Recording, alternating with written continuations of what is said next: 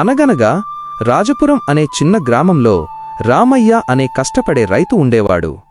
ఎండైనా వానైనా ప్రతిరోజూ పొలంలో కష్టపడి పనిచేసేవాడు. అతను ప్రతిరోజూ పొలంలో పనిచేస్తూ ఉండేవాడు. రామయ్య ఈరోజు కూడా పని అయిపోయింది అని అనుకుంటాడు. గ్రామ ప్రజలందరూ ఇలా అంటారు, వర్షాలు పడడానికి ఆలస్యం అవుతుంది, మన పంటలు కూడా ఆలస్యంగా మొదలు పెడదాం అని అనుకుంటారు. కాని రామయ్య మాత్రం వర్షాలు పడినా పడకపోయినా పనులు మొదలు పెడదామని విత్తనాలు వేసి పొలం దున్నుతాడు.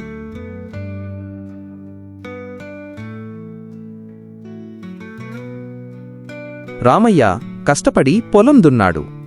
ఒకరోజు రాత్రి వర్షం పడింది. రామయ్య ఎంతో సంతోషపడ్డాడు. కొన్ని రోజుల తర్వాత ఊరిలో ఉన్న అన్ని పొలాల కంటే రామయ్య పొలం ఎంతో పచ్చగా ఉంది. ఊరిలోని గ్రామస్తులందరూ రామయ్యను ఎంతో మెచ్చుకున్నారు. ప్రజలందరూ వర్షాలు ఆలస్యంగా పడతాయని నిర్లక్ష్యంగా ఉంటే రామయ్య మాత్రం కష్టపడి పనిచేశాడు. నీతి, కష్టం, సహనం, పట్టుదల ఉంటే విజయం తప్పకుండా వస్తుంది.